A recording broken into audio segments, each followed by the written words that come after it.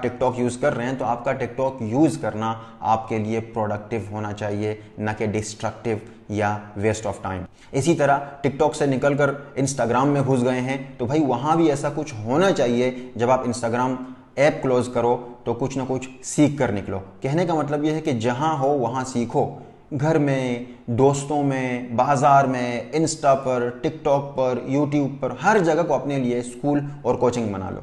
ये फजूल के डक्की और डक्का देखने से आपको कुछ फ़ायदा नहीं होने वाला। जाहिर है मेरे फॉलोअर्स तकरीबन सभी वो हैं जिन्हें इंग्लिश सीखनी है, जिन्हें इंग्लिश बोलनी है, लेकिन अगर आप 24 घंटे में सिर्फ मेरी 1-2 मिनट की क्लिप देखकर यह समझते हैं कि आप इंग्लिश बोलना सीख जाएंगे, समझना सीख जाएंगे, तो भाई आप एक साथ खुशफहमी और गलतफहमी दोनों का शिकार हैं। मशहूर साइकोलॉजिस्ट एंडर एरिक्सन की रिसर्च के मुताबिक किसी शख्स को किसी चीज़ में माहिर होने के लिए, मतलब इन केस ऑफ इंग्लिश में बोल सकता हूँ कि प्रोफेशनल या फ्लुएंट होने के लिए तकरीबन मुसलसल 10,000 घंटे की प्रैक्टिस की ज़रूरत होती है।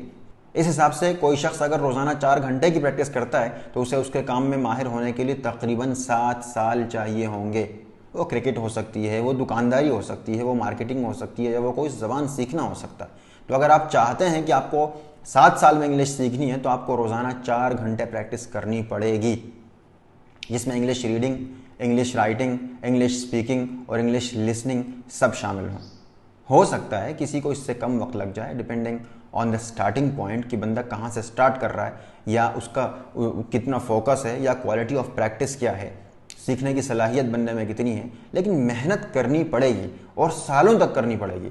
अब 4 घंटे रोज़ इंग्लिश की प्रैक्टिस सुनने में बहुत मुश्किल लगता है, लेकिन थोड़ा सोच कर बताइए कि आप रोज़ाना कितने घंटे मोबाइल यूज़ करते हैं। 5 घंटे तो करते ही होंगे, यकीन 5 घंटे तो करते होंगे, तकरीबन सभी करते हैं।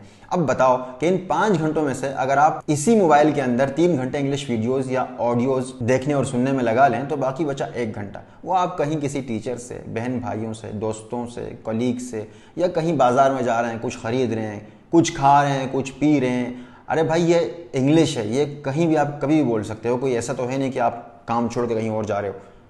लेकिन चलो ये सारे लोग अगर कमीने हैं और आपकी हेल्प नहीं करते तो भाई आपको बुक पढ़ने से तो कोई नहीं रोकता ना।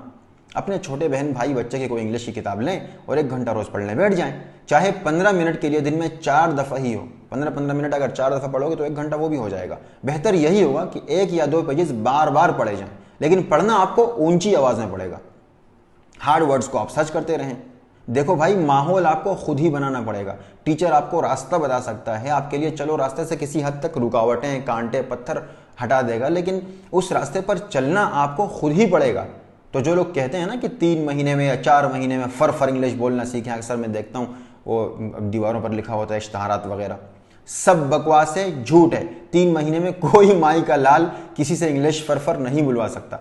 वो 3 या 4 महीने वो आपको सिर्फ ये बताएंगे कि भाई ये रास्ता है और इस रास्ते पर आपको चलना कैसे, जो कि बहुत ज़रूरी है। क्योंकि अगर वो 3 या 4 महीने आप नहीं सीखते और वो 3-4 महीने आप वो उस टीचर के साथ नहीं गुजारते, आपको वो टीचर नहीं पढ़ाता, तो 7 साल वाला सफ़र आप नहीं कर सकते।